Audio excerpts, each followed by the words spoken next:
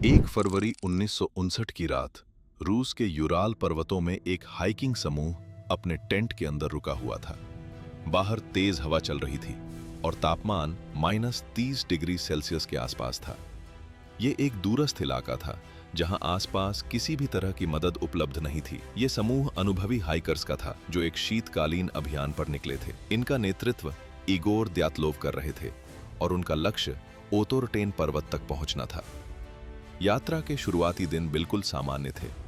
समूह के सदस्य तस्वीरें ले रहे थे, डायरी लिख रहे थे और एक दूसरे के साथ समय बिता रहे थे। अभियान के दौरान एक सदस्य बीमार पड़ गया और वापस लौट गया। बाकी 9 लोग अपनी यात्रा जारी रखते रहे। सब कुछ योजना के अनुसार चल रहा था और किसी को किसी खतरे का अंदाजा नहीं था। 1 फरवरी को समूह ने अपना टेंट एक खुले ढलान पर लगाया। ये जगह हवा के सीधे संपर्क में थी और सामान्यतः कैंपिंग के लिए सुरक्षित नहीं मानी जाती। फिर भी उन्होंने वहीं रुकने का निर्णय लिया। रात के दौरान परिस्थितियां और कठिन हो गईं। हवा तेज हो गई और तापमान और नीचे गिर गया। इसी दौरान कुछ ऐसा हुआ जिसकी वजह से समूह को तुरंत प्रतिक्रिया देनी पड़ी।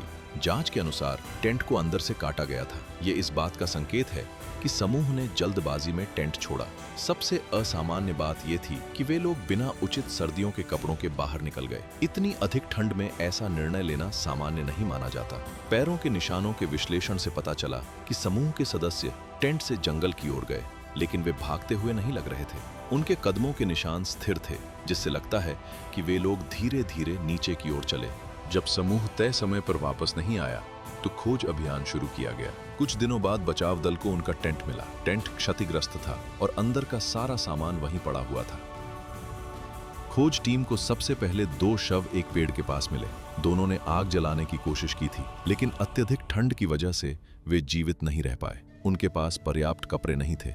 इसके बाद 3 और शव मिले जो टेंट की ओर वापस आने की कोशिश कर रहे थे। इससे यह अनुमान लगाया गया कि समूह ने पहले टेंट छोड़ा और बाद में वापस लौटने की कोशिश की, लेकिन मौसम की कठोर परिस्थितियों के कारण वे सफल नहीं हो पाए। बाकी 4 शव कुछ हफ्तों बाद बर्फ के नीचे मिले।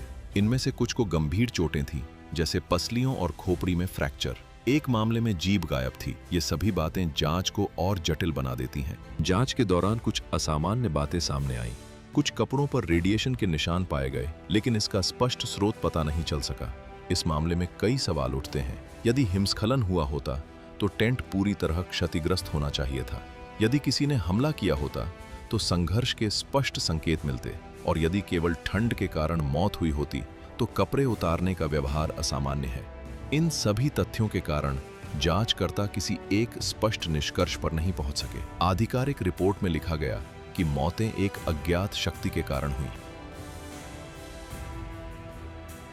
इस घटना को समझाने के लिए कई तरह की थ्योरी दी गई हैं। कुछ विशेषज्ञ हिमस्खलन को कारण मानते हैं, जबकि कुछ पर्यावरणीय परिस्थितियों या सैन्य गतिविधियों की संभावना भी बताते हैं। लेकिन अब तक कोई भी थ्योरी पूरी तरह से सिद्ध नहीं हो पाई है। आज भी द्यातलोव पास को एक रहस्यमयी स्थान माना जाता है। यह मामला इतिहास की सबसे जटिल घटनाओं में से एक है। सबसे बड़ा सवाल अब भी वही है, 1 फरवरी 1959 की रात को आखिर ऐसा क्या हुआ था जिसने एक अनुभवी हाइकिंग समूह को इतना असामान्य निर्णय लेने पर मजबूर कर दिया। ये सिर्फ एक जगह नहीं, ये एक अनसुलझी घटना है।